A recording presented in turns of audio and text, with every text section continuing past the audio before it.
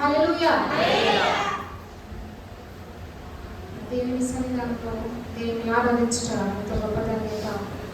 అతి ధన్యత కలిగి ఉంటా దేవుని పిల్లలకు ఎంతో శ్రేష్టమైన భాగ్యమైనది. ఈ లోకంలో ఎంతోమంది ప్రజలు ఉన్నారు, వారు ఇటువంటి ధన్యత లేని వారుగా అంధకారంలో పాపంలో జీవిస్తున్నారు. కానీ దేవుని ప్రజలైన వారు ఈ సమయంలో ప్రతి ఒక్కరు కూడా భూమి మీద ఎక్కడైతే ఆరాధనలు జరుగుతున్నాయో ఆయా స్థలాల్లో ప్రజలందరూ కలిసి దేవుని నామాన్ని గణపరచడం, దేవుని ఆరాధించడం ఎంతో శ్రేష్టమైన వాక్యమైనది. అది పరిశుద్ధ గ్రంథంలో వాళ్ళకు తెలిసినట్లయితే దేవుని వాక్యాన్ని ధ్యానం చేద్దాము. యోహాను సువార్త 5వ అధ్యాయము. యోహాను సువార్త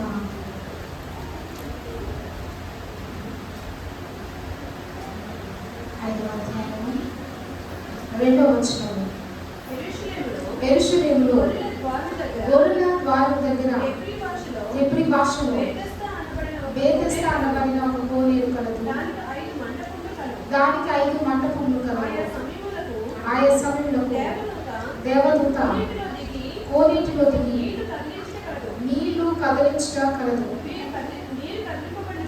నీరు కదిలింపబడిన పిమ్మట మొదట ఎవడు దిగువాడు వాడు ఎత్తి వ్యాధి గలవాడైన బాగుపడు కనుక ఆ మండపంలో రోగులు, గుడ్డివారు, ఓచకాలు చేతులు గలవారు గుంపులుగా పడి చాలని దేవుని వాక్యాలు మనం చూస్తున్నాం. యోహాను సువార్త 5వ అధ్యాయం 2వ వచనం. యెరూషలేములో గొర్రెల ద్వారం దగ్గర హెబ్రీ భాషలో బేతెస్దా అనబడిన ఒక కోనేరు కలదు. యెరూషలేములో గొర్రెల ద్వారం దగ్గర బేతెస్దా అనే కోనేరు ఉంది. ఆ కోనేరుకి 5 మంటపాలు ఉన్నట్టుగా దేవుని వాక్యంలో మనం చూస్తున్నాము. ఈ 5 మంటపములలో కూడా అనేక మంది రోగులు ఆ మండపాలలో ఉండి ఆ కోనేటి దగ్గర ఎదురు చూసుకున్నట్టుగా దేవుని వాక్యంలో మనం చూస్తున్నాం. దేవుని బిడ్డలారా, దేవుని వాక్యం స్పష్టంగా తెలియజేస్తుంది. ఆయా సమయంలో దేవదూత కోనేటిలో దిగి నీళ్లు కదిలించడం కలదు.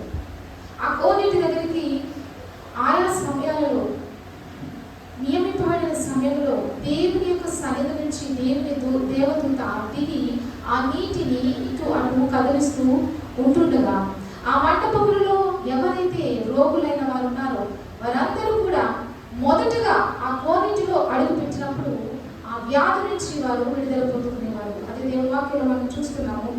కోనేటిలో దిగి నీళ్లు కదిలించడం కలదు. నీరు కదిలింపబడిన పిమ్మట మొదట ఎవరు దిగినో వాడు ఎట్టి వ్యాధి గలవాడైనను బాగుపడను కనుక ఆ మండపములలో రోగులు, గుడ్డివారు, ఊచకాలు చేతులు గలవారు గుంపులుగా పడి ఉండేది. దేవుని వాక్యం చెప్తున్నది కదా, ఆ మండపంలో అనేక మంది రోగులు గుంపులుగా పడి ఉండేవారంట. 5 మండపాలు ఉన్నాయి ఆ కోనేటి చుట్టూ.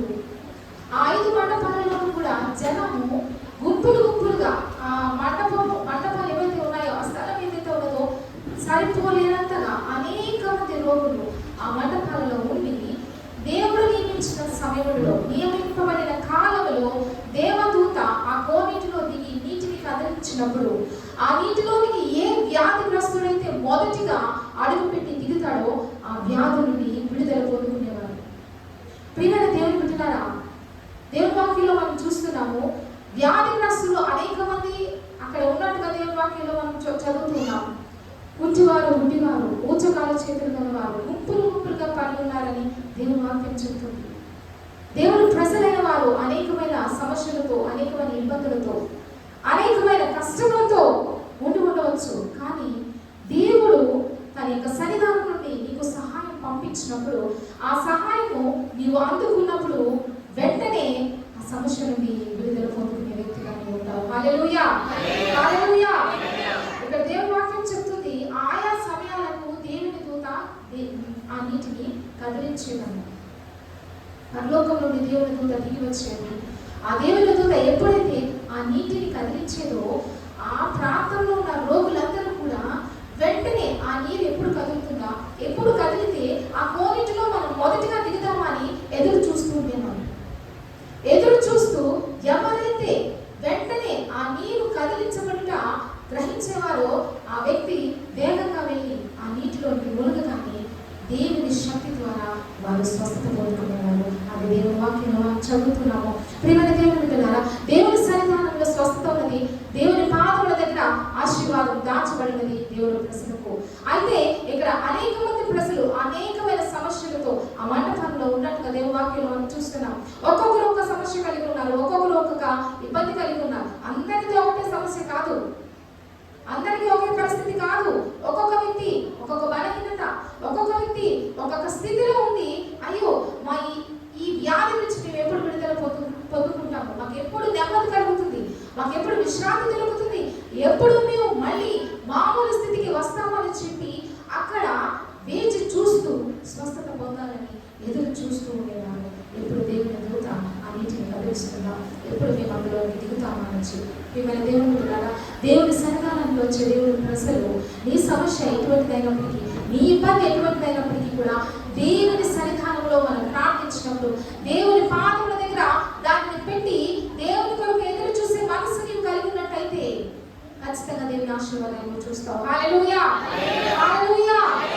కోవిడ్లో ఎప్పుడు నీళ్లు కదిలింపబడతాయని ఆ రోగులు ఎదురు చూస్తూ స్వస్థత కొరకు ఒకరి తర్వాత ఒకరు ఆ నీటిలో దిగాలని ఆసక్తి కలిగి ఆ మంటపాలలో ఉంటున్నారు. దేవుని వాక్యంలో మనం చూస్తున్నాం. మనం దేవుని మందిరానికి వస్తున్నాము అనంటే అది కేవలం ఏదో నామమాత్రంగా వచ్చాము వెళ్ళాము అన్నట్టు కాదు, కానీ దేవుని సన్నిధానంలో సర్వ సమృద్ధిని నువ్వు పొందుకోవాలని ఆసక్తి కలిగి దేవుని మందిరానికి రావాలి. దేవుని పాదముల దగ్గర నువ్వు ప్రార్థించే బిడ్డగా ఉండాలి. నీ అవసరత తీరబడాలి అని అంటే, నీ కుటుంబంలో పరిస్థితి మారాలి అని అంటే, నీవు ఆశిస్తున్నది నీ జీవితంలో నువ్వు పొందుకోవాలి అని అంటే ఆసక్తి అనేది నీ హృదయంలో ఉండాలి. నమ్మకం అనేది కలిగి దేవుని పాదాలు ఉంటే హృదయము ఎప్పుడైతే నీలో ఉంటుందో దానిని బట్టి నీ జీవితంలో దేవుని కార్యం చూడగలుగుతాం. ప్రియమైన దేవుని బిడ్డలారా, దేవుని వాక్యము తేటగా మాట్లాడుతుంది కదా, ఆ కోనేటిలో నీళ్లు ఎప్పుడు కదిలింపబడతాయని అక్కడ ఉన్న రోగులు ఆశగా ఎదురు చూసేవారు. వారి బలహీన స్థితి ఎటువంటి రీతిలో ఉన్నప్పటికీ కూడా, వారి శరీరం సహకరించకపోయినప్పటికీ, వారి యొక్క దేహమంతయు కూడా చాలా వ్యాధితో నింపబడినప్పటికీ కూడా ఎప్పుడు దేవుని దూత ఆ నీటిని కదిలిస్తారా, ఇప్పుడు మేము అందులోకి వెళ్ళి స్వస్థత పొందుకుంటామా, విడుదల కలుగుతుందా, మళ్ళీ మేము మామూలు స్థితికి వస్తామా అని చెప్పి వారు ఎదురు చూస్తున్నట్టుగా దేవుని వాక్యంలో మనం చూస్తున్నాం. దేవుని ప్రజలైన వారు కూడా దేవుని సన్నిధానంలో నా ఆశీర్వాదం నేను ఎప్పుడు పొందుకోవాలి, దేవుని పాదముల దగ్గరికి నేను ఎప్పుడు వెళ్ళి ఆయన దగ్గర మొరపెట్టాలి, దేవుని సన్నిధానంలో ఉన్న సర్వ సమృద్ధిని కూడా నేను స్వతంత్రించుకోవాలి, స్వీకరించుకోవాలి అని చెప్పి అతి ఆసక్తి దేవుని ప్రజలు కలిగి ఉన్నారు. దేవుని మందిరానికి మనం వస్తున్నామంటే ఏదో వచ్చాము, దేవుని ముఖాన్ని చూపించాము అన్నంత మాత్రాన నీ జీవితంలో నీ పరిస్థితులు మార్పు చెందవు. ఆసక్తి అనేది నువ్వు కలిగి ఉండాలి. నీ హృదయంలో దేవుని పట్ల అత్యాసక్తి ఎప్పుడైతే కలిగి ఉంటావో, నీ ఆసక్తిని బట్టి, నీ విశ్వాసాన్ని బట్టి దేవుడు నీవు అడిగింది నీకు దయచేసేవాడు ఉన్నాడు. హల్లెలూయా, హల్లెలూయా. ఆరోగ్యం ఇప్పుడు ఆ జీవితాల్లో మార్పు కలుగుతుందని ఎదురు చూస్తున్న సమయంలో దేవుని దూత ద్వారా వారు విడుదల పొందుకున్నట్టు దేవుని వాక్యంలో మనం చూస్తున్నాం. బేతెస్తాలో మాటకు కృపా గృహం అని అర్థము, లేక కరుణ గృహం అని అర్థము. ఆ బేతెస్తా కోనేరు దేవుని యొక్క కృపకు, దేవుని యొక్క కరుణకు అది స్థానమై ఉన్నది. దేవుని కృప, దేవుని కనికరము, దేవుని యొక్క సహాయాన్ని పొందుకోవాలంటే దేవుని మందిరంలో నిలిచి దేవుని సహాయం కొరకు ఎదురు చూసేట్టుగా విశ్వాసంతో నిరీక్షణ కలిగి దేవుని యొక్క హృదయాన్ని నిలిపి ఎదురు చూసే మనసు నీకు ఉండాలి. ఆశీర్వాదం కావాలి, విడుదల కావాలి, స్వస్థత కావాలి, నీ పరిస్థితులు మార్చబడాలి, కుటుంబంలో నువ్వు ఆశించింది నీవు పొందుకోవాలి అని అంటే అవన్నీ కూడా మాటలతో జరగవండి. మాటలతో ఎంత మాత్రము జరగవు. కానీ దేవుని సన్నిధానంలో దేవుని పాదాల దగ్గరికి వచ్చినప్పుడే, దేవుని మందిరంలోకి వచ్చినప్పుడే, దేవుని పాదాల దగ్గర నువ్వు మోకాళ్ళి నీ స్థితిని దేవునికి తెలియచెప్పుకున్నప్పుడే నీ ఆసక్తిని బట్టి, విశ్వాసాన్ని బట్టి, నీ భక్తిని బట్టి దేవుడు నీ పట్ల కార్యాలు జరిగించేవాడేనాడు. హల్లెలూయా, హల్లెలూయా. దేవుడు నియమించిన సమయాల్లో ఆ కోనేటిలో నీళ్లు ఎప్పుడు కదిలింపబడతాయా అని చెప్పి రోగులు ఎట్టి రీతిగా అయితే ఆసక్తి కలిగి స్వస్థత కొరకు ఎదురు చూసేవారో, అదే రీతిగా దేవుని సంఘము, దేవుని ప్రజలు దేవుని సన్నిధానంలో వచ్చి సమాధానం కొరకు కావచ్చు, ఆశీర్వాదం కొరకు కావచ్చు, విడుదల కొరకు కావచ్చు, నీ యొక్క కుటుంబంలో నీ పరిస్థితి మార్పు కొరకు కావచ్చు, నువ్వు ఆశించింది నీ జీవితంలో పొందుకోవాలనే ఆశతో కావచ్చు, ఏ విధమైన పరిస్థితి అయినప్పటికీ కూడా దేవుని సన్నిధానంలో నువ్వు నిలవాలి. దేవుని పాదముల దగ్గర నువ్వు ఆశ కలిగి ఎదురు చూసే ఎదురు చూడాలి. ఎదురు చూపులోనే ఆశీర్వాదం ఉన్నది. ఎదురు చూపులోనే దీవెన ఉన్నది. నేను అడుగుతున్నాను, నాకు వెంటనే జరగలేదు. నేను అడుగుతున్నాను, నేను వెంటనే పొందుకోలేదు. నేను అడుగుతున్నాను, నా జీవితంలో మార్పు కలగలేదు. నేను అడుగుతున్నాను, నాకు ఏది అనుకూలంగా నా చుట్టూ కనిపించడం లేదని నీవు అనుకుంటే సరిపోదు. దేవుని యొక్క సమయం కొరకు ఎదురు చూసేవారుగా ఉండాలి. దేవుని చిత్తము నీ జీవితంలో జరగాలి అంటే దేవుని చిత్తానికి నిన్ను అప్పగించుకోవాలి. దేవుని చిత్తానికి ఎప్పుడైతే అప్పగించుకుంటావో ప్రతి దానికి లోబడే మనసు నువ్వు కలిగి ఉంటావు. అతి హృదయం దేవుడికి ఇస్తాడు. హల్లెలూయా, హల్లెలూయా. చూద్దాం దేవుని వాక్యం ఏం సెలవిస్తుందో. నిర్గమకాండము 15వ అధ్యాయము. నిర్గమకాండము 15వ అధ్యాయము 26వ వచనం. మీ దేవుడైన యెహోవా వాక్కు శ్రద్ధగా విని ఆయన దృష్టికి న్యాయమైనది చేసి ఆయన ఆజ్ఞలకు విధేయుడై ఆయన కట్టడలన్నిటినీ అనుసరించి నడిచిన యెడల నేను ఐగుప్తీయులకు కలుగు చేసిన రోగములలో ఏదియూ మీకు రానియను. నేను స్వస్థపరచు యెహోవాను నేనే అని చాలా దేవుని వాక్యంలో మనం చూస్తున్నాము. నిర్గమకాండము 15వ అధ్యాయం 26వ వచనము. నీ దేవుడైన యెహోవా వాక్కును శ్రద్ధగా విని ఆయన దృష్టికి న్యాయమైనది చేసి ఆయన ఆజ్ఞలకు విధేయుడని ఆయన కట్టడలన్నిటినీ అనుసరించి నడిచిన యెడల. దేవుని వాక్కును శ్రద్ధగా వినాలండి. దేవుని మాటలు ఎప్పుడైతే నువ్వు శ్రద్ధగా ఉంటావో ఆ శ్రద్ధగా వినే మనసుని కలిగి ఉన్నప్పుడు ఆ మాట మీద నీ హృదయము ఏకాగ్రత కలిగి ఉంటుంది.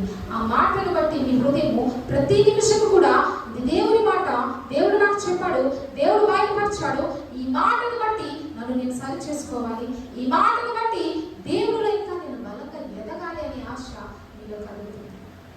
శ్రద్ధ లేనప్పుడు దేవుని మాట మీద, దేవుని వాక్యం మీద నువ్వు శ్రద్ధ పెట్టలేనప్పుడు ఎటువంటి కూడా దేవుని యొక్క కార్యాల విషయంలో ఎటువంటి నమ్మకము నువ్వు లేని వాడిగా, లేని కుమార్తెగా ఉంటావు. అందుకే దేవుని వాక్యం అంటుంది ఆయన దృష్టికి న్యాయమైనది చేసి ఆయన ఆజ్ఞలను విధేయుడై ఆయన కట్టడలన్నింటినీ అనుసరించి ఆయన దృష్టికి న్యాయమైనది చేయాలంటండి. దేవుని ప్రజలు దేవుని దృష్టికి ఇష్టమైనది చేయాలి. న్యాయమైనది అంటున్నాడు దేవుడు. ఏది మంచో ఏది చెడో మానవులకు గ్రహించే జ్ఞానాన్ని దేవుడు ఇచ్చాడు. చిన్నపిల్లలు సైతము ఇది మంచిది ఇది చెడ్డది అని వారు గ్రహించగలుగుతారు. పెద్దవారి విషయాలు అయితే అది మరీ ఎక్కువగా వారు జ్ఞానం కలిగి ఉంటారు కనుక ఏది మంచో ఏది చెడో నీ కంటి ముందు ఉన్నప్పుడు నువ్వు దాన్ని గ్రహించాలి. ఒకవేళ చెడు అయితే దాని నుండి దూరం అయిపోవాలి. ఒకవేళ అది నీ హృదయాన్ని దేవుని నుండి దూరం చేసే కార్యం అయితే దాని నుండి నువ్వు చాలా దూరం జరిగిపోయి దేవునికి దగ్గరగా బ్రతకాలి. హల్లెలూయా, హల్లెలూయా. దేవుని వాక్యం అంటుంది ఆయన దృష్టికి న్యాయమైనది చేయాలి. ఎవరి దృష్టికి చేయాలని న్యాయమైనది చెప్పాలి అందరూ కూడా. దేవుని దృష్టికి న్యాయమైనది చేయాలి. న్యాయమైనది అంటే మంచి క్రియ మీరు చేయాలి. నీ క్రియలు దేవుని దృష్టిలో మంచివిగా ఉండాలి. నీ పని దేవుని దృష్టిలో ఆయనకి ఇంపైనదిగా, ఇష్టమైనదిగా ఉండాలి. దాన్ని దేవుడు చూసేవాడే ఉన్నాడు. దానిని బట్టి ఫలితాన్ని ఇచ్చే దేవుడు మన దేవుడు. ఆయన చూసి అలా ఊరుకొని ఉండే దేవుడు కాదు. కానీ నీ క్రియ మంచిగా ఉన్నట్టయితే, నీ క్రియ దేవునికి ఇష్టంగా ఉన్నట్టయితే, నీ క్రియ దేవుని దృష్టిలో ఇంపైనదిగా ఉన్నట్టయితే దాన్ని చూసి ఆయన దానికి రెట్టింపైన ఆశీర్వాదాన్ని జోడించి జీవితంలో కార్యాన్ని చేసేవాడే ఉన్నాడు. హల్లెలూయా, హల్లెలూయా. అలా కాకుండా దేవుని దృష్టికి న్యాయమైనది కాకుండా చెడును చేసేవారుగా ఉన్నట్టయితే, దేవుడు మానవులను స్త్రీ పురుషులను చూసినప్పుడు వారి క్రియలు చెడిపోయి ఉన్నట్టయితే అది దేవునికి ఎంత మాత్రం కూడా ఇష్టమైనది కాదని, దేవుడు దాన్ని చూసి సంతోషించే దేవుడు కాదు. దానిని బట్టి ప్రజలు ఆశీర్వాదాన్ని కోల్పోతారు. నీ క్రియ మంచిగా ఉంటే, నీ క్రియ దేవునికి ఇంపుగా ఉంటే, నీ క్రియ దేవుని సన్నిధానంలో యథార్థముగా న్యాయవంతంగా ఉన్నట్టయితే ఆశీర్వాదము నీ వెంబడి పరిగెత్తేలా దేవుడు చేస్తాడు. హల్లెలూయా. అతి రీతిగా కాకుండా నీ క్రియ దేవుని దృష్టిలో చెడుగా ఉన్నట్టయితే, నీ చేతితో నువ్వు చేసే పనులు ఏవైతే ఉన్నావో అవి దేవుని దృష్టిలో చెడ్డవిగా ఉన్నట్టయితే దానిని బట్టి దేవుడు ఎంత మాత్రం సంతోషించే దేవుడు కాదు. దాన్ని బట్టి దేవుడు ఎంత మాత్రం కూడా ఆనందించే దేవుడు కాదు. దేవుడి వాక్యం అంటుంది, ఆయన దృష్టికి న్యాయమైనది చేయాలి దేవుడు ప్రజలు, ఆయన దృష్టికి ఇంపైన కార్యాలు దేవుడు ప్రజలు చేసిన వారిగా ఉండాలి. ఇంకా దేవుడి వాక్యం అంటుంది, ఆయన ఆజ్ఞలకు విధేయులై ఆయన కట్టడలన్నిటిని అనుసరించి నడిచిన ఎడల ఆయన ఆజ్ఞలకు విధేయత కలిగి ఉండాలి. ఏదైతే దేవుడు చెప్తున్నాడో దానిని అనుసరించి నడిచేవారుగా దేవుని సంఘం ఉండాలి, దేవుని ప్రజలు ఉండాలి. మీ పిల్లలు మీ చేతితో మీరు పెంచిన మీ పిల్లలు మీ మాట ప్రకారంగా నడిచినప్పుడు మీరు ఎంతైతే ఆనందపడతారో, ఎంతైతే సంతోషిస్తారో, అదే రీతిగా పరలోకపు తండ్రి ఈ భూమి మీద ఉన్న ప్రతి మానవుని కూడా ఆయన స్వహస్తాలతో రూపించుకున్నాడు. ఆయన స్వహస్తాలతో మానవునికి రూపాన్ని ఇచ్చి ఆయన జీవాయువును ఊది ఈ భూమి మీద ఆయనకి ఇష్టమైన పిల్లలుగా బ్రతకాలని ప్రతి ఒక్కరిని దేవుడు నియమించాడు, ఏర్పాటు చేశాడు. అయితే దేవుని వాక్యాన్ని మనకు చెబుతుంది కదా, ఆయనకు విధేయులుగా జీవించాలి, ఆయన మాటను అనుసరించాలి. దేవుని మాటను అనుసరించే కుమారుడుగా కుమార్తెగా ఉంటున్నావా? దేవునికి విధేయత కలిగి నువ్వు జీవిస్తున్నావా? దేవునికి విధేయత నీలో ఉన్నట్టయితే ఎంత మాత్రము కూడా ఏ విషయంలోనూ కూడా నువ్వు తప్పిపోవు, ఏ విషయంలోనూ కూడా నిర్లక్ష్యముగా ఉండవు. దేవుని యొక్క వాక్కు అంటే, దేవుని మాట అంటే ఎంతో ప్రేమ, ఎంతో విధేయత, ఎంతో భయము కలిగి నువ్వు జీవిస్తావు. అలా కాకుండా అవిధేయత నీలో ఉంటే దేవుని మాట అంటే ఎంతో నిర్లక్ష్యం, దేవుని మాట అంటే దేవుని సన్నిధి అంటే ఎంతో అయిష్టత, ఎంత మాత్రం కూడా దాని మీద మనసు నిలపడానికి ప్రజలు ఇష్టపడరు. అలా మనసు నిలపడానికి ఇష్టపడకుండా ఉన్నట్టయితే అది ఎంత మాత్రం కూడా వారికి ఆశీర్వాదాన్ని ఇవ్వదు. కానీ దేవుని వాక్యం చెప్తుంది కదా, ఆయన వాక్కును శ్రద్ధగా వినాలి, ఆయన ఆజ్ఞలను విధేయులై పాటించాలి, ఆయన ఆజ్ఞ ప్రకారంగా నడిచేవారుగా ఉండాలి. ఏదైతే దేవుడు నీతో చెప్తున్నాడో, ఏదైతే దేవుడు చేయమంటున్నాడో దాని ప్రకారంగా నేను చేయాలి. ఏదైతే దేవుడు వద్దంటున్నాడో దాన్ని విడిచిపెట్టాలి. దేవుని వాక్యం అంటుంది, పాపాన్ని విడిచిపెట్టాలి, దేవుని ప్రేమించే పరిశుద్ధ మనసును కలిగి ఉండాలి. హల్లెలూయా, హల్లెలూయా. కానీ లోకంలో ప్రజలు అనుకుంటారు, మీరు పాపాన్ని విడిచిపెట్టి జీవించాలంటే చాలా కష్టం అండి, నాకు ఇష్టమైన రీతిలో బ్రతకడమే నాకు ఇష్టము, నాకు నచ్చింది చేయడమే నాకు ఇష్టము, నా తలంపు నా ఆలోచన ఇటు రీతిగా ఉందో దాని ప్రకారంగానే నేను ముందుకు పోవాలనుకుని ఉంటాను, అదే నా యొక్క హృదయ వాంఛ అని చెప్పి మానవులు అనుకుంటారు. కానీ అది ఎంత మాత్రం కూడా దేవుని దృష్టిలో మంచిది కానే కాదు. దేవుని చిత్తానికి ప్రతి ఒక్కరు కూడా తమను తాము అప్పగించుకొని దేవుని మాటకు లోబడుతూ దేవుని విధేయులు ఎప్పుడైతే జీవిస్తారో, దేవుని వాక్కును శ్రద్ధగా వింటూ ఆ మాట ప్రకారంగా ప్రతి నిమిషం కూడా ఎప్పుడైతే మనల్ని మనం సరి చేసుకుని దేవునిలో దేవునికి ఇష్టమలేని వాటిని విడిచిపెట్టి పరిశుద్ధమైన హృదయంతో దేవుడిని ప్రేమిస్తూ ఆయన అనుసరించే విధంగా ఎప్పుడైతే ఉంటామో ఖచ్చితంగా దేవుడు అంటున్నాడు కదా, ఐగుప్తీయులకు కలిగి చేసిన రోగములలో ఏది నీకు రాని అని అంటున్నాడు. ఐగుప్తు మీదకి అనేకమైన వేదనలు దేవుడు పంపించాడు, ఐగుప్తు మీదకి అనేక శోధనలు దేవుడు పంపించాడు. ఎవరైతే దేవుని మాటకు లోబడతారో, ఎవరైతే దేవుని విధేయులుగా జీవిస్తారో, ఎవరైతే దేవుని ప్రేమించే మనసు కలిగి అనునిత్యము కూడా ఆయనను వెంబడించాలనే హృదయం నువ్వు కలిగి ఉంటావు. నీ తప్పులను దేవుడు చూస్తాడు, నీ హృదయాన్ని దేవుడు పరీక్షిస్తాడు. దాన్ని బట్టి శోధన వచ్చినప్పటికీ కూడా దానిని జయించే శక్తి నీకు ఇస్తాడు దేవుడు. హల్లెలూయా, హల్లెలూయా. సమస్య రాకపోదు, ఇబ్బంది రాకపోదు, అయినప్పటికీ కూడా దానిని జయించే శక్తిని దేవుడు నీకు దయచేస్తాడు. ఎందుకంటే దేవుడికి నువ్వు లోబడుతున్నావు కనుక, దేవుని ఆజ్ఞను నువ్వు ప్రేమిస్తున్నావు కనుక, దేవునికి ఇష్టమైన క్రియ నువ్వు చేస్తున్నావు కనుక దేవుడు నీ పక్షాన్ని సాతానుతో పోరాడి నీకు విజయాన్ని దయచేసేవాడే ఉన్నాడు. అందుకే దేవుని వాక్యం ఉంటుంది, ఐగుప్తులోనికి వచ్చిన ఎటువంటి శ్రమ నీకు నేను రానియను, ఎంత మాత్రం కూడా రానియను అంటున్నాడు దేవుడు. ఆయన ప్రజలను దేవుడు వేదన పాలు చేసేవాడు కాదు, ఆయన పిల్లలకు ఆయన కష్టాన్ని మరింతగా పెంచేవాడు కాదండి. శ్రమలో ఉన్న నిన్ను విడిపించేవాడు నీ దేవుడు, శ్రమలో ఉన్న నిన్ను రక్షించేవాడు యేసుక్రీస్తు ప్రభువు. దుఃఖంలో ఉన్న నిన్ను ఇంకా నీకు ఆదరణ కలిగించి ఆశీర్వాదం వైపు తన చేయి పట్టుకుని నడిపించేవాడు. కానీ మానవుడు చేసిన తప్పిదాలను బట్టి మానవులు చేసే పొరపాటును బట్టి, మానవులు చేసే పాప క్రియలను బట్టి వారికి వారి ఆశీర్వాదాన్ని విసర్జించి దేవుడిచ్చిన మేలును వారు త్రోసివేసి ఇంకా శ్రమలను కొని తెచ్చుకుంటారు. దేవుని వాక్యంలో మనం చూస్తున్నాం. ఐగుప్తీయులు దేవుని మాటకు లోబడలేదు. ఐగుప్తు రాజైన ఫరో కూడా దేవుడు ఎవరు, యెహోవా ఎవరు నాకు తెలియదు అని చెప్పి దేవుని నిందించి, దేవుడిని ప్రశ్నించి, లేక దేవుడిని దూషించిన వ్యక్తిగా ఉన్నప్పుడు అనేకమైన శ్రమల చేత ఐగుప్తీయులను దేవుడు వంతునట్టు దేవుని వాక్యంలో మనం చూస్తున్నాం. 1 కాదు 2 కాదు. ఫరో హృదయము మార్చబడేంత వరకు కూడా దేవుని హస్తము మొద్దుతూనే ఉన్నది. ఎందుకంటే ఫరో హృదయము కఠినంగా ఉంది. దేవుడి మాటకు లోబడే మనసు కాదు.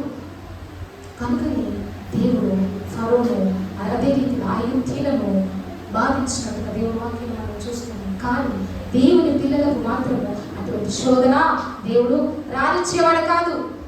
దేవుని పిల్లలకు ఆయన శ్రమలోనే విడిచిపెట్టే దేవుడు ఎంత మాత్రము కాదు. అందుకే దేవుని వాక్యం అవుతుంది, శ్రద్ధగా దేవుని వాక్యాన్ని వినాలి, ఆయన ఆజ్ఞను అనుసరించాలి, విధేయులుగా ఆ మాటను ఎప్పుడైతే మనం పాటిస్తున్నామో శ్రమ వచ్చినప్పటికీ కూడా దాని నుండి విడిపించేవాడు మన దేవుడు. శ్రమ వచ్చినప్పటికీ కూడా దాని నుండి ఆశీర్వాదం వైపుకు నడిపించేవాడు యేసుక్రీస్తు ప్రభువు. అది దేవుని వాక్యం అంటుంది, నిన్ను స్వస్థపరిచే యెహోవాను నేనే అని. నీ స్థితిని మార్చేవాడు యేసుక్రీస్తు ప్రభువు. నీ పరిస్థితిని ఆయన ఎరిగి ఉన్నాడు. నువ్వు ఎటువంటి స్థితిలో ఉన్నావు, ఎటువంటి దీన దశలో ఉన్నావు, ఎటువంటి ఇబ్బందితో దేవుని యొక్క పాదముల దగ్గర గోజాడుతున్నావు, లేకపోతే నీ హృదయము ఎంత వేదనతో నింపబడి నువ్వు చాలా గాయపడిన స్థితిలో ఉన్నావు, సమస్తాన్ని ఎరిగిన వాడు ఉదయకాల సమయంలో ఆయన సంఘంతో మాట్లాడుతున్నాడు. నిన్ను స్వస్థపరచువాడు. మనం చూసినాము యోహాను సువార్తలో 5 మంటపంలో అనేక మంది రోగులు వారి బలహీనతల చొప్పున దేవుని దూత ఎప్పుడు నీళ్లు కదిలిస్తే అప్పుడు స్వస్థత పొందాలని ఆ శక్తితో అక్కడ ఎదురు చూస్తూ మొట్టమొదటిగా ఎవరైతే దిగుతారో వారు స్వస్థత పొందినట్టుగా దేవుని వాక్యంలో మనం చూస్తున్నాం. దేవుని వాక్యం అంటుంది, నీ స్థితిని మార్చడానికి, నీ ఇబ్బందులు తొలగించడానికి, నువ్వు ఆశిస్తున్న ప్రతిదీ కూడా దేవుని చిత్త ప్రకారంగా నీ కుటుంబంలో జరిగించడానికి దేవుడు ఆశ కలిగి ఉన్నాడు. ఆయన జరిపించడానికి సమర్థుడు. అది నీ జీవితంలో జరగాలి అంటే దేవుని వాక్యం అంటుంది, శ్రద్ధగా దేవుని వాక్యాన్ని విను, దేవుని మాటకు లోబడు, దేవుని మాట యందు విధేయత కలిగి జీవించు. ఎప్పుడైతే విధేయత నీలో ఉంటుందో గర్వం పోతుందని. మొట్టమొదటిగా ఎవరైతే దేవుని మాటకు విధేయత చూపిస్తారో వారి హృదయంలో గర్వం అనేది పోతుంది. మొట్టమొదటిగా గర్వం పోయినప్పుడు ఆ వ్యక్తి తన్ను తాను హింసించుకున్న వ్యక్తి నేలకు వంగి మోకరిల్లి దేవుని పాదాల దగ్గర కన్నీరు కార్చేవారుగా మారిపోతారు. హల్లెలూయా, హల్లెలూయా. విధేయత మానవుల్లో ఎంతో మార్పు తీసుకొస్తుంది. విధేయత కుటుంబాలలో ఎంతో ఆశీర్వాదాన్ని తీసుకొస్తుంది. విధేయత లేని చోట గర్వం ఏలుబడి చేస్తుంది. విధేయత లేని చోట పాపం ఏలుబడి చేస్తుంది. విధేయత లేని చోట నిర్లక్ష్యమైన వైఖరి ఏలుబడి చేస్తుంది. విధేయత లేని చోట సాతాను ఆక్రమించి ప్రజలను పాడు చేయడానికి, ఇంకా నరకం వైపుకు నడిపించడానికి ఆస్కారం ఉంటుంది. దేవుడు అంటున్నాడు, శ్రద్ధగా ఆయన మాట వినాలి, విధేయులుగా జీవించాలి. ఆయన ఆజ్ఞను అనుసరించే వారిగా ఉన్నప్పుడు ఎటువంటి శ్రమ వచ్చినప్పటికీ కూడా నేను రక్షిస్తానని దేవుడు వాక్యం ద్వారా దేవుడు మాట్లాడుతున్నాడు. హల్లెలూయా, హల్లెలూయా. చూద్దాం దేవుని వాక్యంలో యోహాను సువార్త 5వ అధ్యాయం.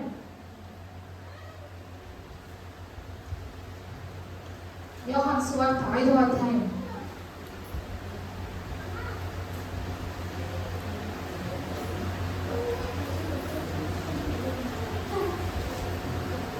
5వ వచనం.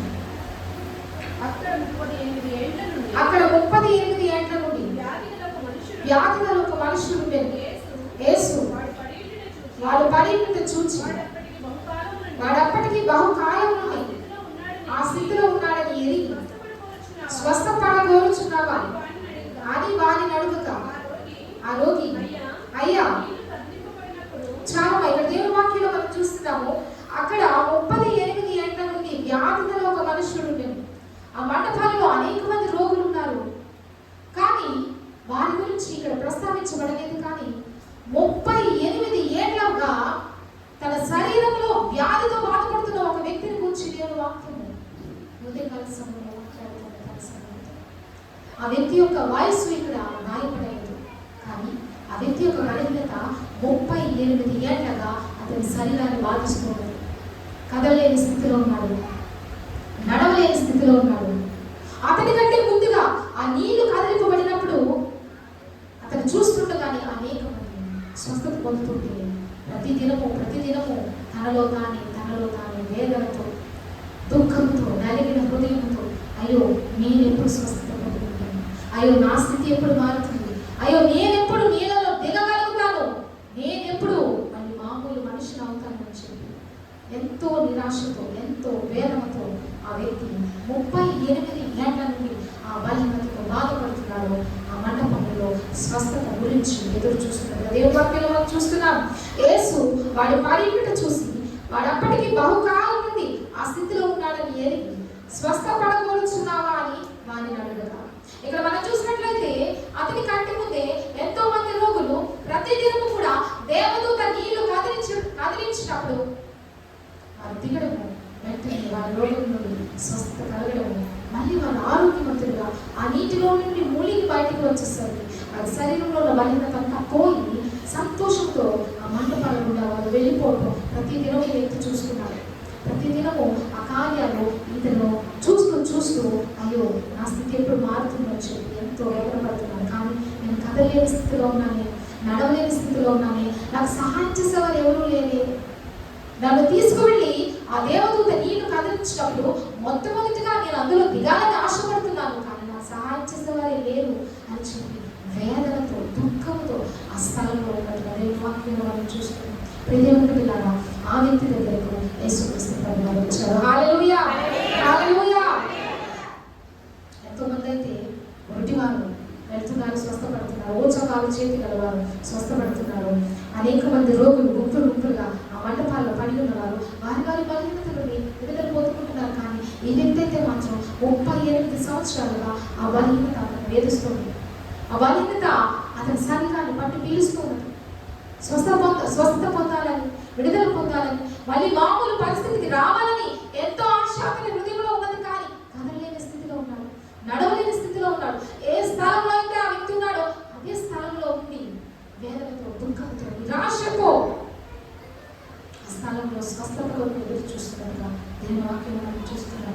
ఏ వ్యక్తి అయితే నిరాశతో ఉన్నాడో, ఏ వ్యక్తి అయితే దుఃఖంతో, నలిగిన హృదయంతో అయ్యో నా స్థితి ఏంటి, అయ్యో నేను ఎప్పుడు బాగుపడతాను, మళ్ళీ నేను ఎప్పుడు మామూలు స్థితికి వస్తానని చెప్పి వేదనతో ఉన్న ఆ వ్యక్తి దగ్గరకు యేసుక్రీస్తు ప్రభువు వారు వచ్చారు. హల్లెలూయా, హల్లెలూయా. అక్కడ చుట్టూ ఎంతో మంది ఉన్నారు, కానీ ఏ ఒక్కరు కూడా అతని చేయి పట్టుకుని పదం నేను తీసుకువెళ్తాను, దేవదూత నీళ్లు కదిలించినప్పుడు మొట్టమొదటిగా నీవు దిగడానికి నేను సహకరిస్తానని ఏ ఒక్కరు దగ్గరికి రాలేదు. ఏ ఒక్కరు ఆ వ్యక్తిని పట్టించుకోలేదు. ఏ ఒక్కరు కూడా వారి హస్తాన్ని చాపి సహాయం చేయలేదు. కానీ అతను ఉన్న స్థితిని ఎరిగి ఉన్న యేసుక్రీస్తు ప్రభువు వారు నేరుగా ఆ వ్యక్తి దగ్గరకు వచ్చినట్టు దేవుని వాక్యంలో చూస్తున్నాం. హల్లెలూయా. ఉన్న రోగులందరూ కూడా దేవుని దూత ఆ నీటిని కదిలించినప్పుడు అందరూ దిగితే స్వస్థపడతామని ఎదురు చూస్తున్నారు. కానీ ఈ వ్యక్తి దగ్గరకు వ్యక్తి యొక్క స్థితిని ఎరిగిన దేవుడు నేరుగా నడిచి వచ్చాడు. హల్లెలూయా, హల్లెలూయా. యేసుక్రీస్తు ప్రభువు నేరుగా వచ్చి ఆ వ్యక్తితో మాట్లాడుతున్నారు. ఏమంటున్నారు చూడండి. యేసు వాడు 6వ వచనం, యేసు వాడు పరిమిత చూచి వాడప్పటికి బహుకాలం నుండి ఆ స్థితిలో ఉన్నాడని ఎరిగి స్వస్థపడగోరుచున్నావా అని వాడిని అడగగా, చాలండి దేవుని వాక్యంలో మనం చూస్తున్నాము. దేవదూత వచ్చి నీళ్లు కదిలించబడినప్పుడు ఆ రోగులందరూ స్వస్థపడుతున్నారు. అయ్యో నా స్థితి ఎప్పుడు మారుతుంది, నేను ఎప్పుడు బాగవుతాను, మళ్ళీ నా ఆరోగ్యాన్ని నేను ఎప్పుడు మళ్ళీ పొందుకుంటానని చెప్పి ఎంతో వేదనతో ఆలోచన చేయండి. 38 సంవత్సరాలుగా బాధపడుతున్నాడంటే ఆ వ్యక్తి ఎంత దుఃఖంతో ఉన్నాడో, ఎంత వేదనతో ఉన్నాడో. ఆ స్థలంలో ఉంటూ తన కళ్ళ ముందే అనేక మంది స్వస్థపడుతూ ఉంటే ఎంత నిరాశతో ఎదురు చూస్తున్నాడో మనం గ్రహించవచ్చు. ప్రతిగా నీ స్థితి ఏదైనప్పటికీ కూడా నీవు కూడా ఆ వ్యక్తి వలె కొంతకాలముగా దేవుని సహాయం కొరకు ఎదురు చూస్తున్నట్లయితే నీ జీవితంలో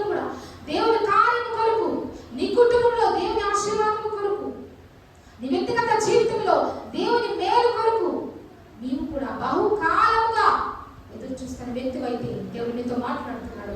యేసుక్రీస్తు ప్రభువే నేరుగా 38 ఏళ్లుగా బాధపడుతున్న వ్యాధిగ్రస్తుల దగ్గరికి వచ్చి స్వస్థపడగోరుచున్నావా అని ఎటు రీతిగా అయితే అడిగాడు, అదే యేసుక్రీస్తు ప్రభు ఈ ఉదయకాల సమయంలో నీతో మాట్లాడుతున్నాడు. నీవు దేవుని కొరకు ఎదురు చూస్తున్న బిడ్డగా ఉన్నట్లయితే నీ జీవితంలో ఆయన కార్యాన్ని చేయబోతున్నాడు. హల్లెలూయా, హల్లెలూయా, హల్లెలూయా. ఆయన పిల్లలను ఆయన విడిచిపెట్టినప్పుడు కాదు, ఆయనను ఆశ్రయించేయాలని ఆయన ఎన్నడూ త్రోసివేసేవాడు కాదు. ఈ వ్యక్తి ఎంతో వేదన, ఎంతో దుఃఖము, అయ్యో నా స్థితి ఇప్పుడు మారుతుంది, నేను ఇప్పుడు మామూలు మనిషిని అవుతానని చెప్పి నలిగిన హృదయంతో ఆ స్థలంలో ఉన్నాడు. ఆ వ్యక్తిని వెతుక్కుంటూ యేసుక్రీస్తున్నాడు. ఎంతో మంది రోగులు ఉన్నారు. మనం చూస్తున్నాము 5 మండపాలు ఉన్నాయి ఆ కోనేటి చుట్టూ.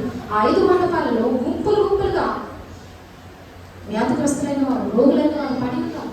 కానీ వారందరి దగ్గరికి వచ్చినట్టుగా దేవుని వాక్యం చెప్పడం లేదు. కానీ యేసుక్రీస్తు ప్రభు వారు ఈ వ్యక్తి దగ్గరికి నేరుగా నడిచి వచ్చి స్వస్థపడగోరుచున్నావా అని చెప్పి ఆయనతో మాట్లాడుకుంటున్నాం. దేవుని వాక్యంలో మనం చూస్తున్నాం.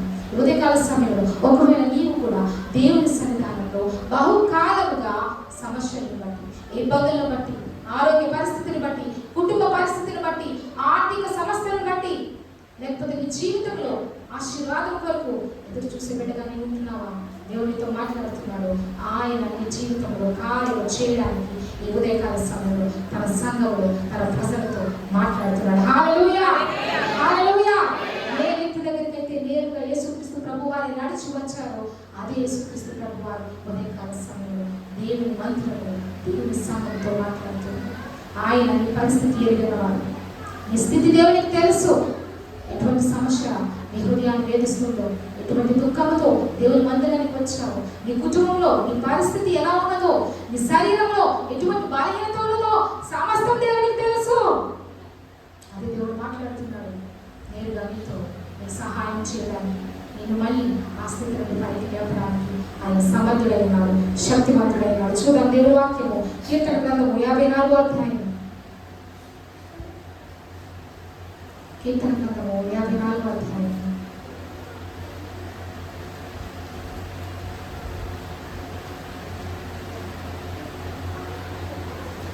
54వ అధ్యాయము 4వ వచనం. ఇదిగో దేవుడే నాకు సహాయుడు, ప్రభువే నా ప్రాణమును ఆదరించువాడు. చాలా దేవుని వాక్యంలో మనం చూస్తున్నాం. కీర్తన గ్రంథం 54వ అధ్యాయం 4వ వచనం. ఇదిగో దేవుడే నాకు సహాయుడు, ప్రభువే నా ప్రాణమును ఆదరించువాడు. భక్తుడైన దావీదు అంటున్నాడు, ఈ లోకంలో ఎంతో మంది నా చుట్టూ ఉన్నారు, ప్రజలు నా బంధువర్గం నా చుట్టూ ఉన్నారు, నన్ను ప్రేమించే వారు నా చుట్టూ ఉన్నారు, కానీ నాకు సహాయం చేసేవారు యేసుక్రీస్తు ప్రభు మాత్రమే అని భక్తుడైన దావీదు అంటున్నాడు. అంత మాత్రమే కాదు, కానీ ప్రభువే నా ప్రాణమును ఆదరించేవాడు. యేసుక్రీస్తు ప్రభు మాత్రమే నీ స్థితిని మార్చేవాడే ఉన్నాడు. ఈ యొక్క ప్రతి పరిస్థితిని కూడా ఆయన నష్టం నుండి దానిని ఆశీర్వాదంగా మార్చడం సమర్థుడైన. అందుకని దావీదు అంటున్నాడు, ఇదిగో దేవుడే నాకు సహాయకుడు. ఈ ఉదయకాల సమయంలో దేవుని వాక్యాన్ని వింటున్న మీరందరూ కూడా పలకవలసిన మాట ఏంటి అనండి, శ్రమ వచ్చినప్పుడు, ఇబ్బంది వచ్చినప్పుడు, కష్టం వచ్చినప్పుడు, బహుకాలంగా నిన్ను వేధిస్తున్న శ్రమను బట్టి నీవు పలకవలసిన మాట ఏంటి అనంటే, దేవుడే నాకు సహాయకుడు, ఆయన నన్ను ఆదరిస్తాడు, నా స్థితిని మారుస్తాడని నువ్వు పలకాలి. హల్లెలూయా, హల్లెలూయా. ఎప్పుడైతే నువ్వు అలా పలుకుతావో నీ నోటి నుండి వచ్చే మాట సాతానుకి అది ముళ్ళు వలె గుచ్చుకుంటుంది. సాతానికి అది ముళ్ళు వలె గుచ్చుకొని సాతాను ఏం చేస్తాడంటే అక్కడ నిలవలేడు, ఎంత మాత్రం కూడా నిలవలేడు. ఎందుకనంటే విశ్వాసంతో, ఆ శక్తితో దేవుని మాటకు విధేయుడిగా, దేవుని మాటకు విధేయురాలివై నీవు దేవుడే నాకు సహాయం చేస్తాడు, నేను నమ్మిన నా దేవుడు నన్ను విడిచిపెట్టడు, ఆయన నాకు ఆధారమై ప్రతి పరిస్థితి అందులో కూడా ఆదరిస్తాడు అని చెప్పి ఎప్పుడైతే ఇటువంటి నమ్మకమైన మాటలు నీవు పలుకుతావో ఆ మాటలను బట్టి దేవుడు ఆనందించేవాడు. అదే రీతిగా ప్రతి పరిస్థితిని దేవుడు మార్చడానికి సమర్థుడైనాడు. చూద్దాము కీర్తన గ్రంథంలో దేవుడు వాక్యం సెలవిస్తుందో. కీర్తన గ్రంథము 113వ అధ్యాయము. కీర్తన గ్రంథము 113వ అధ్యాయం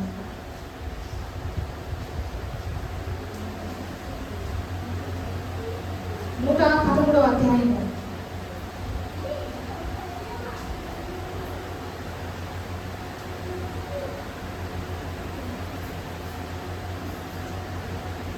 5వ వచనం. ఉన్నతమందు ఆసీనుడై ఉన్న మన దేవుడైన యెహోవా. 113వ కీర్తన 113వ కీర్తన 5వ వచనం. ఉన్నతమందు ఆసీనుడై ఉన్న మన దేవుడైన యెహోవా పోలిన వాడెవడు? ఆయన భూమి ఆకాశములను వంగి చూడ అనుగ్రహించుచున్నాడు. ప్రధానులతో తన ప్రజల ప్రధానులతో వారిని కూర్చున్న పెట్టుటకై ఆయన నేల నుండి దరిద్రులను లేవనెత్తువాడు. పెంట కుప్ప మీద నుండి బీదలను పైకెత్తువాడు. చాలా దేవుని వాక్యంలో మనం చూస్తున్నాము. ఉన్నతమందు ఆసీనుడై ఉన్న మన దేవుడైన యెహోవాను పోలిన వాడు. ఆయన పరమనున్నాడు. ఆయన యొక్క స్థానము అతి శ్రేష్టమైనది, అతి ఉన్నతమైనది. ఉన్నతమైన స్థానంలో ఆసీనుడైన దేవుడే ఉదయకాల సమయంలో తన సంఘంతో ఆయన ప్రజలతో మాట్లాడుతూ ఆయన ధైర్యపరుస్తున్నాడు, నిన్ను ఓదారుస్తున్నాడు.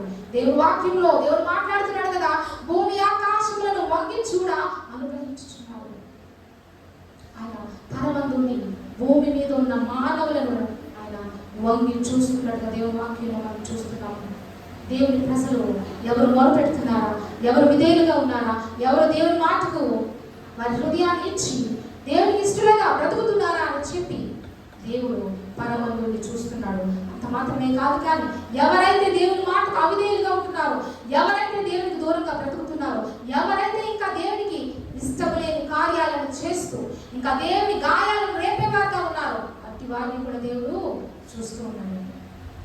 చూస్తూ ఎవరికి రావాల్సిన ఆశీర్వాదాన్ని ఆయన ఇచ్చేవాడే ఉన్నాడు. అందుకే దేవుని వాక్యంలో మనం చూస్తున్నాము, ప్రధానులతో తన ప్రజల ప్రధానులతో వారిని కూర్చున్న పెట్టుటకై ఆయన నేల నుండి దరిద్రులను లేవనెత్తువాడు.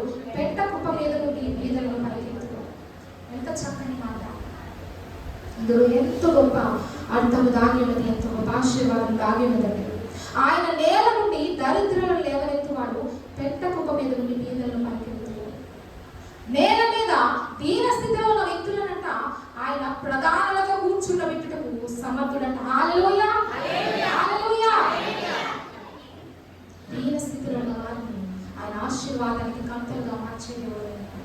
దరిద్రులుగా ఉన్న వారిని సమృద్ధిలోకి నడిపించే దేవుడు అన్నాడు. దేవుని వాక్యం ఉంటుంది, పెంట కుప్ప మీద ఉన్న వారిని, బేదలైన వారిని ఎవరు కూడా చేరదీయరు, ఎవరు వారిని పట్టించుకోరు, వారి విషయంలో ఎవరు కూడా శ్రద్ధ చూపించరు. కానీ పరలోకమున్న దేవుడు వారిని చూస్తున్నాడు. ఒకవేళ నీవు కూడా దీన స్థితిలో ఉన్నావా, ఒకవేళ నీవు కూడా అయ్యో నా స్థితి చెదిరిపోయిన విధంగా ఉన్నది, నా వేదన నేను ఎవరితో చెప్పుకున్నప్పటికీ కూడా అది తీర్చేవారే లేరు అని చెప్పి నీ హృదయం అంతా దుఃఖంతో ఉన్న స్థితిలో నీవు ఉన్నట్టయితే దేవుడు మాట్లాడుతున్నాడు, నేల నుండి దరిద్రులను లేవనెత్తి ప్రధానులతో కూర్చోబెట్టడానికి ఆయన సమర్థుడు. నీ స్థితిని కూడా ఆయన మార్చడానికి సమర్థుడు, శక్తివంతుడైనాడు. హల్లెలూయా, హల్లెలూయా. పెంటకుప్ప మీద ఉన్న దీనులను లేవనెత్తి, నేల మీద ఉన్న దరిద్రులను లేవనెత్తి ఆయన ప్రధానులతో కూర్చోబెట్టాడంట. చూడండి ఎంత గొప్ప మాట! అంత దీన స్థితిలో, అంత నిరుపేదలుగా ఉన్న వారిని ఏ ఒక్కరైనా రండి మాతో కూర్చోని అని చెప్పి ఉన్నతమైన స్థానంలో ఉన్నవారు వారి పక్కన కూర్చోబెట్టుకుంటారా? మనం చూస్తాము బయట రోడ్ల మీద ఎంతో మంది చాలా దీన స్థితిలో నిరాశ్రయులు ఉన్నవారు అనేకులు ఉంటారు. అట్టి వారిని ఎవరు కూడా మాతో పాటు వచ్చి కూర్చో అని చెప్పి ఉన్నత స్థితిలో ఉన్న వారు ఎవరు కూడా ఆహ్వానించారు, వారి పక్కన వారిని కూర్చోబెట్టడానికి ఇష్టపడరు. కానీ దేవుని వాక్యం అంటుంది, నేల నుండి ఆయన దరిద్రులను లేవనెత్తుతాడు, పెంట కుప్ప మీద ఉన్న బీదలను పైకెత్తి వారి స్థితిని మార్చి ప్రధానులతో సమానంగా కూర్చోబెట్టేవాడు మన దేవుడు. హల్లెలూయా. ఒకవేళ దీని స్థితిలో ఉన్నట్టయితే, బాధతో, ఇబ్బందితో, కష్టంతో నలిగిపోతూ ఉన్న వ్యక్తిగా ఉన్నట్టయితే దేవుడితో మాట్లాడుతున్నాడు. ఆయన నీ స్థితిని మార్చేవాడే ఉన్నాడు. నీ పరిస్థితిని మార్చి నిన్ను గొప్ప స్థానంలో నిలబెట్టుటకు ఆయన ఈ వాక్యాన్ని నీకు నేర్పిస్తున్నాడు. ప్రధానులతో తన ప్రజల ప్రధానులతో నేల మీద ఉన్న దరిద్రులను నిలబెట్టుటకు మన దేవుడు సమర్థుడు, సమర్థుడు. ఆ వాక్యము, ఈ వాక్యము మన సంఘములో నేటికి జరుగుతుంది. మీదట జరగబోతుంది. హల్లెలూయా, హల్లెలూయా. నేను చెప్తాను, ధైర్యంగా చెప్పగలుగుతాను, ఈ వర్షము సంఘంలో ప్రతి కుటుంబంలో ప్రతి వ్యక్తి జీవితంలో కూడా దేవుడు జరిగించాడు. దేవుడు జరిగించాడు. 8వ వచనము అందరూ కూడా చదువుదామండి. ఆయన నేల నుండి దరిద్రులను లేవనెత్తువాడు, పెంట కుప్ప మీద నుండి బీదలను పైకెత్తువాడు.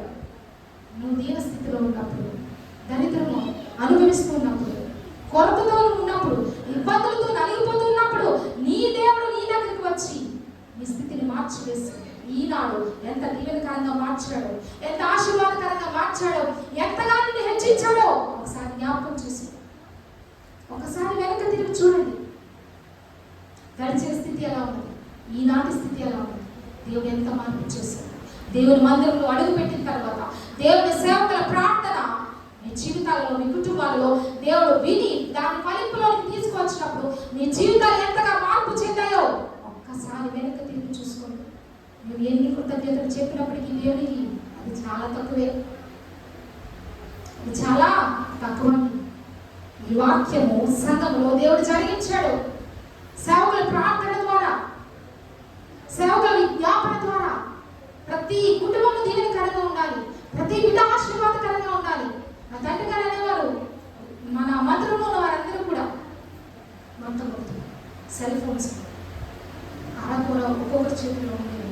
కానీ రాబోయే దినాల్లో ఒక్కొక్కరు 3 4 కలిగి ఉంటారని చెప్పి దైవజనం చెప్పడం జరిగింది. ఆ మాట మీద ఎంతమంది జ్ఞాపకం ఉన్నది. నిజంగా ఈనాడు చిన్న పిల్లల చేతిలో కూడా సెల్ ఫోన్ ఉంది. అది కూడా నార్మల్ ఫోన్ కాదు, కానీ స్మార్ట్ ఫోన్, టచ్ స్క్రీన్తో ఉన్న ఫోన్స్ ప్రజలు వాడేందుకుగా దేవుడి పరిస్థితిని మార్పు చేశారు. ఒక ఫోన్ కొనుక్కోవడానికి ఎంతో కష్టమైన పరిస్థితి ఉంది. దేవుని ప్రజలను దేవుడు 4-5 ఫోన్లు, ఒక్కొక్క వ్యక్తి 4-5 ఫోన్లు వాడడానికి దేవుడు కృపణ ఇచ్చేశారు. అంత మాత్రమే కాదు, కానీ దైవ సేవకులు అనేవారు, మీరు నడుస్తూ వస్తున్నారు, రాబోయే దినాల్లో మీరు వాహనాల మీద వస్తారు. నిజంగా దేవుడు ఆ మాటను ప్రతి కుటుంబంలో జరిగించి నడుస్తూ కాలు నడక చేత ఆ మందిరానికి వచ్చే బిడ్డలకు దేవుడు చక్కని వాహనాలు ఇచ్చారు. వాహనాల మీద దేవుడి మందిరానికి దేవుడు రావడానికి కృప చూపించారు. మరి వాహనాల మీద వస్తున్న బిడ్డలను దేవుడు మరి బహుగా దీవించి వారికి ఈనాడు దేవుడు కాలు దయచేశారు. హల్లెలూయా, హల్లెలూయా. ఇంకా దేవుడు కొంతమంది జీవితాలలో, కొన్ని కుటుంబాలలో ఆ కార్యాలను జరిపించబోతున్నాడు. మనం ఆ సాక్ష్యాలను అతి త్వరలో వినబోతున్నాం. సొంత కారులో దేవుని మందిరానికి దేవుని ప్రజలు రాబోతున్నారు. హల్లెలూయా, హల్లెలూయా. ఒకనాడు కాలి నడకతో దేవుని మందిరానికి ఎంతో బాధతో, ఎంతో దుఃఖంతో, ఎంతో పేదరికంలో, దీన స్థితిలో వచ్చిన బిడ్డలను దేవుడు అత్యధికంగా ఆశీర్వదించి, ఏదైతే కీర్తన గ్రంథంలో దేవుని వాక్యం మనం చదువుతున్నామో, ప్రధానులతో తన ప్రజల ప్రధానులతో కూర్చుండబెట్టుటకు ఆయన నేల నుండి దీనులను దరిద్రులను పెంట కొమ్ము మీద ఉన్న వారిని లేవనెత్తువాడని దేవుని వాక్యం సంఘంలో దేవుడు జరిగిస్తున్నాడు. అది నెరవేరిపోయింది, ఇంకా నెరవేర్చుకోవడానికి దేవుడు సిద్ధంగా ఉన్నాడు. ప్రియమైన దేవుని ద్వారా దేవుడు గొప్ప దేవుడై ఉన్నాడు. ఆ మంటపంలో కూడా 38 ఏళ్ళగా వ్యాధిగ్రస్తుడిగా ఉన్న ఆ వ్యక్తి జీవితాన్ని కూడా దేవుడు చూసి నేరుగా ఆ వ్యక్తి దగ్గరికి వచ్చి ఆయనతో మాట్లాడుతూ అంటున్నాడు, నీవు నీ స్థితి నుండి విడుదల పొందాలని ఆశపడుతున్నావా అని దేవుడు అడుగుతున్నాడు. ఆ మాట విన్నప్పుడు అతని హృదయంలో అనుకుని ఉంటాడు, అయ్యా ఇంకా ఇలాగే ఉండాలని నేను ఎందుకు అనుకుంటాను, ఎప్పుడెప్పుడు ఈ స్థితి నుంచి నేను విడుదల పొందాలి, ఎప్పుడెప్పుడు నేను మళ్ళీ మామూలు మనిషిని అవుతానని చెప్పి ఆశతో ఉన్నానని చెప్పి ఆ వ్యక్తి పలికి ఉండి ఉండవచ్చు దేవునితో. ఆ మాట ఆ వ్యక్తిని యేసుప్రభు వారు అడగడానికి కారణం ఏంటి అంటే 38 ఏళ్ల నుండి ఆ బలహీనత ఆ వ్యక్తిని వేధిస్తున్నది. అయితే ఆ బలహీనతను బట్టి వ్యక్తి చాలా నిరాశలోకి వెళ్ళిపోయాడు. చాలా నిరుత్సాహం ఆవరించింది. అతని కళ్ళ ముందు ఎంతో మంది దీవించబడుతున్నారు, అతని కళ్ళ ముందు ఎంతో మంది విడుదల పొందుతున్నారు, అతని కళ్ళ ముందు ఎంతో మంది స్వస్థపడుతున్నారు. కానీ ఆ వ్యక్తి మాత్రం అలాగే మిగిలిపోయాడు, అలాగే ఉండిపోయాడు. కానీ ఎందుకు ఆ వ్యక్తి అలా ఉండిపోయాడో దానికి కారణాన్ని మనం చూసినట్లయితే నేరుగా యేసుక్రీస్తు వారి వచ్చి స్వస్థపరచాలని, దేవుని కార్యం జరగాలని దేవుని యొక్క చిత్తమైనది. హల్లెలూయా, హల్లెలూయా. యేసుక్రీస్తు ప్రభు వారు చేసిన 3వ అద్భుత కార్యము ఈ వ్యక్తిని స్వస్థపరచడం. అనేక అద్భుత కార్యాలు, అనేక స్వస్థత కార్యాలు ఆయన చేసినట్టుగా కృత నిబంధనలో మనం చూస్తున్నాము. కానీ ఇది 3వ కార్యం దేవుడు వాక్యం చెప్తున్నాడు. దేవుని బిడ్డలారా, మీ జీవితాల్లో, మీ కుటుంబాల్లో కూడా దేవుడు కార్యాలను చేయడానికి ఆయన ఆసక్తి కలిగి ఉన్నాడు. నీవు కూడా దాన్ని పొందుకోవాలనంటే నీవు కూడా దేవుని యందు విధేయత కలిగిన బిడ్డగా ఉండాలి. చూద్దాము యోహాను సువార్తలో దేవుని వాక్యము. నేను ముగింపులోకి వస్తున్నాను. యోహాను సువార్త 5వ అధ్యాయము. యోహాను సువార్త 5వ అధ్యాయము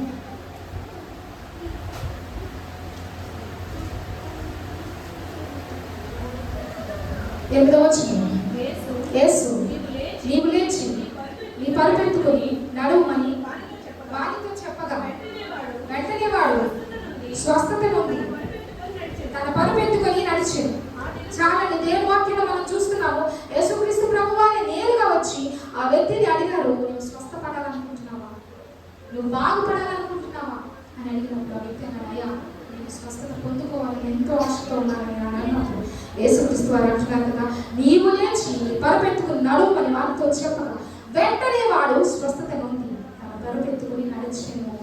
ఎప్పుడైతే ప్రభు వారు పలికారు, లే యేసు నామములో నేను ఆజ్ఞాపిస్తున్నాను, నీవున్న స్థితి నుండి నువ్వు పైకి లేచి నీ పరుపెత్తుకుని నడుము అని చెప్పి ఎప్పుడైతే యేసుక్రీస్తు ప్రభు వారు పలికారో ఆ మాట వెంటనే ఆ వ్యక్తి జీవితంలో కార్యాన్ని చేయడము మనం చూస్తున్నాం.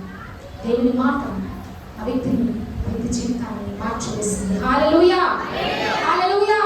అంతవరకు కదలేని స్థితిలో ఉన్నాడు, అంతవరకు నడవలేని స్థితిలో ఉన్నాడు, అంతవరకు కూడా ఎంతో వేదన, ఎంతో దుఃఖము, ఎంతో కన్నీరు, ఎంతో నిరుత్సాహము, ఎంతో ఎంతో అరిగిపోయిన స్థితి అనుభవించిన వ్యక్తి నేరుగా యేసుక్రీస్తు ప్రభువారి వచ్చి లేచి పరుపెత్తుకుని నడుము అన్నప్పుడు వెంటనే ఆ వ్యక్తి తన యొక్క దేహమంతా కూడా దేవుని శక్తి చేత నింపబడిన వాడు. దేవుని శక్తి ఆయన శరీరాన్ని ఆవరించింది. దేవుని మహాకృప చేత ఆ వ్యక్తి లేచి నిలబడినట్టుగా తన పరుపు తానే ఎత్తుకుని లేచి నడిచినట్టుగా దేవుని వాక్యంలో మనం చూస్తున్నాం. హల్లెలూయా, హల్లెలూయా. ఎంత గొప్ప దేవుడు మన దేవుడు. అతని కళ్ళ ముందు ఎంతో మంది దీవించబడుతూ ఉంటే, అతని కళ్ళ ముందు ఎంతో మంది స్వస్థపడుతూ ఉంటే, అతని కళ్ళ ముందు ఎంతో మంది ఆనందాన్ని పొందుకుని వెళ్తూ ఉంటే, నిరుత్సాహంతో, వేదనతో, దుఃఖంతో నా పరిస్థితి ఎప్పుడు మారుతుంది, నేను ఎప్పుడు మేలు పొందుకుంటాను, నేను ఎప్పుడు సంతోషంగా ఉంటాను, నాకెప్పుడు స్వస్థత కలుగుతుంది అని చెప్పి ఎంతో వేదనతో ఆ వ్యక్తిని దేవుడు ఆజ్ఞాపించగానే దేవుని మాట అతని జీవితంలో కార్యాన్ని జరిగించింది. ఎప్పుడైతే దేవుడు పలికాడో లేచి పరుపెత్తుకుని నడుము అనగానే ఆ వ్యక్తి శరీరము దేవుని శక్తి చేత నింపబడింది. తల నుండి పాదముల వరకు కూడా దేవుని శక్తి చేత నింపబడిన వాడై లేచాడు. లేవడం మాత్రమే కాదు, కానీ తన చేతులతో తానే ఎన్నాళ్ళగా ఉన్నదో అతని శరీరం కింద ఆ పరుపు అతని మోసుకొని తీసుకొని వచ్చిన వారు ఆ పరుపు వేసి దాన్ని పడుకోబెట్టి వెళ్ళిపోయారంతే. మళ్ళీ ఆ వ్యక్తిని పలకరించిన వారు లేరు, పరామర్శించిన వారు లేరు, సహాయం చేసిన వారు లేరు. కానీ క్రీస్తు ప్రభు వారు నీవు స్వస్థపడగలుగుతున్నావా, యేసు నామములో లేచి నడుమని పలకగానే ఆ వ్యక్తి దేవుని శక్తి ద్వారా పలికి లేచి అంతవరకు 38 ఏళ్లగా బంధింపబడిన ఆ వ్యక్తి శరీరము విడుదల పొందుకుంది. తన చేతులతో తానే ఆ పరుపును మడత పెట్టుకుని చక్కగా నడిచి వెళ్ళిపోయినట్టు దేవుని వాక్యం మనం చూస్తున్నాం. హల్లెలూయా, హల్లెలూయా. యేసు ప్రభు వారు ఏ వ్యక్తిని అయితే స్వస్థపరిచారో అదే దేవుడు ఉదయకాల సమయంలో సంఘంతో మాట్లాడుతున్నారు. నీ జీవితంలో కూడా ఇది నేను చూడలేనేమో, ఇది నా జీవితంలో జరగదేమో, నేను ఇంకా ఇలాగే ఉండిపోతానేమో అని వేదన, నిరాశ నీవు కలిగి ఉన్నట్టయితే దేవుడు అంటున్నాడు, నేను నీకు ఆదరిస్తాను, నీకు సహాయం చేస్తాను, నీ పరిస్థితిని నేను మారుస్తాను అంటున్నాడు. ఆయన మార్చే దేవుడు. ఈ పరిస్థితిని ఆయన మార్చినప్పుడు నీవు ఊహించలేని సంతోషము, నీవు ఊహించలేని ఆశీర్వాదము నీ వెంట నీ జీవితంలో ఉంటుంది. హల్లెలూయా, హల్లెలూయా. నమ్మదగిన దేవుడు మన దేవుడు. ఈ వాక్యంలో మనం చూస్తున్నాం, దేవదూత నీళ్లు కదిలించినప్పుడే రోగులు ఎవరైతే మొదటి దిగుతారో వారు స్వస్థపడేవారు. కానీ ఈ వ్యక్తి దగ్గరికి నేరుగా సృష్టికర్త అయిన వాడే నడిచి వచ్చి స్వస్థపరిచినట్టుగా దేవుని వాక్యం చెప్తుంది. దేవుని బిడ్డలారా, నీ జీవితంలో కూడా ఒకవేళ దేవుని కార్యం జరగలేదని బహుకాలంగా ఎదురు చూస్తున్నట్టయితే, ఆశీర్వాదం కొరకు, దీవెన కొరకు, ఈ సమస్యల నుంచి విడుదల కొరకు ఎదురు చూస్తున్న వ్యక్తిగా నీవు ఉన్నట్టయితే దేవుడు అంటున్నాడు, ఆయన నీ సమస్యను తీరుస్తాను, ఆయన నీకు సహాయం చేస్తాను, నీ స్థితిని మార్చి మళ్ళీ నీకు ఆశీర్వాదాన్ని ఇస్తానంటున్నాడు. ఆ గొప్ప దేవుని మనం కలిగి ఉన్నాము. ఆ గొప్ప దేవుని మనం హృదయపూర్వకంగా ఇంతకుముందు చదివాం నిర్గమకాండంలో దేవుని వాక్యాన్ని శ్రద్ధగా వినాలి, దీన్ని విడిచిపెట్టకూడదు, కానీ దాన్ని అనుసరించాలి, దేవుడికి దేవుడు బ్రతకాలి. ఎప్పుడైతే మనం వాటిని పాటిస్తామో దేవుడు దానిని బట్టి ప్రజలు ఇచ్చేవాడు. మరి గడిచిన వారంలో చిన్న పాస్టర్ గారు దేవుని వాక్యాన్ని బోధిస్తున్న సమయంలో యేసు ప్రభువు తన సంఘంతో మాట్లాడారు. పరిశుద్ధాత్మ దేవుడు తన సంఘంతో మాట్లాడారు. నేను వాక్యం చెప్తూనే ఉన్నాను, కానీ నా కళ్ళ ముందు నేను దేవుని దేవదూతలు ఈ స్థలంలో దేవుని మందిరంలో సంచారం చేస్తున్నట్లుగా నేను చూస్తున్నానని చెప్పాడు. అనేక మార్లు దేవుని వాక్యాన్ని ప్రకటిస్తుండగా దేవుని ఆత్మ చేత నింపబడిన సేవకుల్లోంచి దేవుడు మాట్లాడుతూ ఉన్నాడు. ప్రియ దేవుని బిడ్డలారా గ్రహించండి, దేవుని దూతలు మన మధ్యలో సంచారం చేస్తున్నారు. ఎవరు ఏ బలహీనత కలిగి ఉన్నారు, నీవు బలహీనత ఉన్న చోట నీ చేతిని ఉంచుకో. నేను ప్రార్థన చేస్తున్నాను, దేవుడు నిన్ను ఉండబోతున్నాడని సేవకుల నుంచి దేవుడు మాట్లాడాడు. అధికారంలో మరి కొంతమంది బిడ్డలు నాతో చెప్తున్నారు, అమ్మ మరి ధ్యానచరులు మాట్లాడారు, మరి వాక్యాన్ని బోధిస్తూ దేవుని దూతలు మన మధ్య సంచారం చేస్తున్నారు.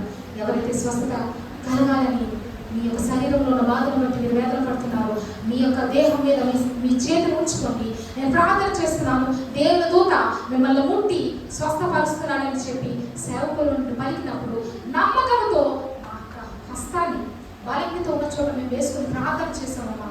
దేవుడు మాకు స్వస్థత ఇచ్చేశాడు. మళ్ళీ ఆనాటి నుంచి కూడా మా శరీరంలో బలహీనత లేదు అని చెప్పి దేవుని ప్రజలైన వారు కొంతమంది నాతో సాక్ష్యాలు చెప్పి ఉన్నారు. హల్లెలూయా, హల్లెలూయా. దేవుడు గొప్ప దేవుడు, దేవుడు నమ్మదగిన దేవుడు. ఆయన కార్యాలు సభలో ఆయన ఈనాటికి కూడా చేస్తున్నారు. దైవజనులు దేవుని రాజ్యానికి చేరుకున్నారు, కానీ దేవుని సంఘాన్ని దేవుడు విడిచిపెట్టలేదు. దేవుని సంఘంతో దేవుడు ఉన్నాడు. దేవుని సంఘ పక్షంగా ఆయన కార్యాలను జరిగిస్తున్నాడు. హల్లెలూయా. నువ్వు నమ్మినట్లయితే, నువ్వు నమ్మి విశ్వాసంతో ప్రార్థించే వ్యక్తిగా ఉన్నట్లయితే దేవుని యొక్క ఆశ్చర్య కార్యాలను చూడబోతాము. నీ కుటుంబంలో సమృద్ధిని దీవెనలో నువ్వు పొందుకుంటావు. దేవుని వాక్యం మన మీద ఉన్నాడు. పేద దీనులైన వారిని, దీనస్థితిలో ఉన్న వారిని ఆయన ప్రధానులతో కూర్చొని పెట్టుకుని సమర్థుడు, శక్తివంతుడు, అతి గొప్ప దేవుడు మనం ఆరాధన చేస్తున్నాం కనుక ఈ ఉదయకాల సమయంలో ఏ ఒక్కరైనా దేవుని సన్నిధానానికి ఒకవేళ వేదనతో వచ్చినట్లయితే దేవుడు అంటున్నాడు, నీ వేదనను, నీ దుఃఖాన్ని నేను తొలగిస్తాను, నీకు నేను సహాయం చేస్తాను, నీ స్థితిని మార్చి ఉన్నతమైన స్థానానికి నేను నడిపిస్తాను అంటున్నాడు. అంత గొప్ప దేవుని మనము బహు ఎక్కువగా ప్రేమించేవారుగా ఆయన మాటకు విధేయులైన పిల్లలుగా బ్రతుకుదాము. దేవుని ఆశీర్వాదాలు పొందుకుందాము.